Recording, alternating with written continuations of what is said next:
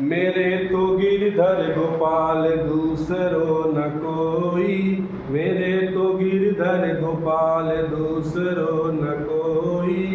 जाके सिर मोर मुकुट मेरो पति सोई, जाके सिर मोर मुकुट मेरो पति सोई। मेरे तो गिरधर गोपाल दूसरो न कोई, मेरे तो गिरधर गोपाल दूसरो न कोई। नमस्कार, मैं संतोष चतुर्वेदी, धनघटा जनपद संत कबीरनगर। मैं अपने इस वीडियो में कक्षा 12 काव्य खंड का एक पाठ है जिसका नाम है पवन दूतिका, जो अयोध्या सिंह उपाध्याय हरिऔध की रचना है। उसका एक भाग लेकर के आया हूँ, जिसमें राधिका जी पवन को दूत बना करके कृष्ण के पास भेजना चाहती हैं। इसमें उसी का वर्णन है। राधिका जी कहती हैं कि हे पवन, जो कोई इस सदन में, यानी जिस सदन में, पिछले वीडियो में आपने पढ़ा होगा कि बताई थी कि जिस घर में कृष्ण बैठे हों उस भवन के चित्रों को बड़े ध्यान से देख जाना।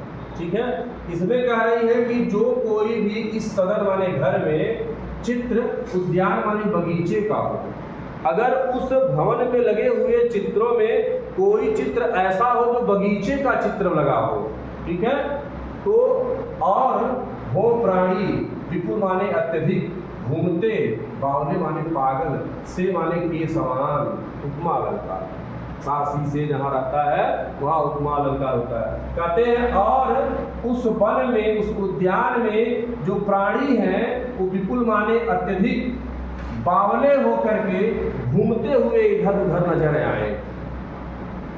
तो जाके सन्निकट माने पास, उसे हिला के उसे भी, मतलब तो उस चित्र के पास जाओ और उसे भी हिला करके देवात्मा, यानी उस देवात्मा श्री कृष्ण को सूरत माने याद, ब्रज के व्याकुलों की कराना। और हे पवन, इस प्रकार से तुम उस देवात्मा श्री कृष्ण को सूरत माने याद, ब्रज के व्याकुलों की कराना।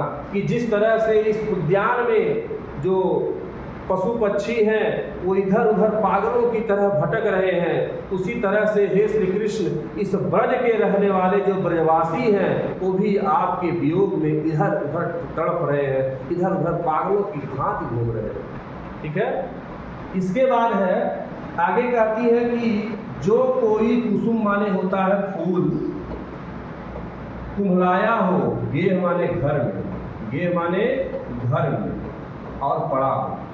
कहते हैं राधिका जी कि हे पवन, अगर तुम्हें वहाँ कोई घर में कुम्हलाया हुआ फूल पड़ा मिल जाए, कोई प्यारा प्यारा सा कोई फूल कुम्हलाया हुआ गेह में पड़ा हो मतलब अगर गिरा हो, तो प्यारे के चरण पर ला उसे डाल देना उसी को। तो कहती है उसी कुम्हलाए हुए फूल को ले आकर के प्यारे श्री कृष्ण के चरणों पर डाल देना। कहती है यो देना अय पवन बतला, यो माने होता है इस प्रकार, अय पवन तुम बतला देना, बता देना कि एक फूलों की तरह, फूल सी, उपमा अलंकार है, एक फूल सी बाला, एक फूलों की तरह बिल्कुल कोमल बाला, वह वियोग के कारण मलिन होकर के आपके कमल पग, कमलवत चरण, यहाँ पे उत्प्रेक्षा अथवा रूपक अलंकार। ठीक है, कहती है कि आप वहां बता देना कि एक फूलों की समान कोमल बाला मलिन होकर के, मुरझा करके वियोग के कारण आपके कमल पग को चूमना चाहे। ठीक है,